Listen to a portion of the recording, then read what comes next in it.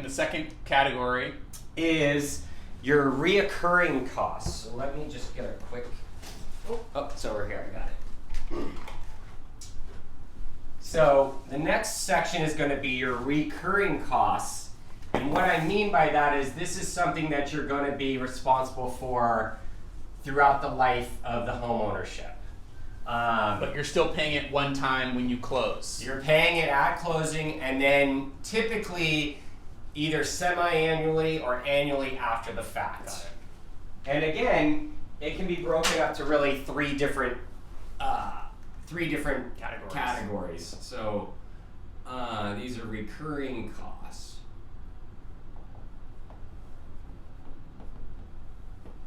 So one is going to be interest. This is the easiest to assume, right? Because when you borrow money, you pay interest on it. So you're always going to be accruing interest every day that you owe that bank money. Now, the way that mortgages work is they're paid in arrears. So what that means is an opposite of rent. When you pay rent, you're paying for the month in advance. When you pay for a mortgage, you're paying for the month behind. So let's say we have, for example, a close of escrow, which is when you're going to become the official owner of that house. That's what close of escrow means, on May 15th. With a mortgage, you don't start paying your first mortgage payment until July 1st. So you get a nice little 45-day window of no payments. The reason being is because this payment is technically paying for June, because it's paid in arrears. They can't really charge you interest for something you haven't used yet. So that's the concept behind that. So when you go to close, because if you close on the 15th of May, you're going to need to make up the gap of the May 15th to June 1st. So you'll have 16 days of interest due at close. This is typically going to be, $2,000, let's call it, depending on, assuming, let's say, $1 million mortgage. That's approximately what you're looking at. So that's the first component of the reoccurring costs. And again, this would be due at close. So not necessarily a closing cost, but a cost you need to be aware of and paying at close. Right. So the clock starts essentially as soon as you close on the interest. You get that key, they're starting to charge you the next day. Interest. Yep. Wow. Go to number 2, you've got property taxes. Now, property taxes generically in California are 1.25% of the purchase price. So if you've got $1 million house, your taxes are roughly $12,500 a year. That's your annual tax expense. Now you have two choices. You can either pay it semi-annually, so pay semi-annual,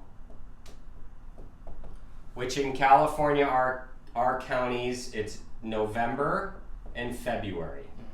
So never the best term, right before the holiday and right after the holiday, when everyone's strapped for money, right? I think they did that on purpose to get late fees, because they will charge you late fees if you don't pay them on time. Or what you can do, and I would say about 50% of the people have it included in their monthly payment. So they would take the $12,500, divide it by 12, and this gets added to your mortgage. When they add it to the mortgage, it's a nice convenience factor. You don't have to worry about it. You don't have a $6,250 payment due in November and due in February.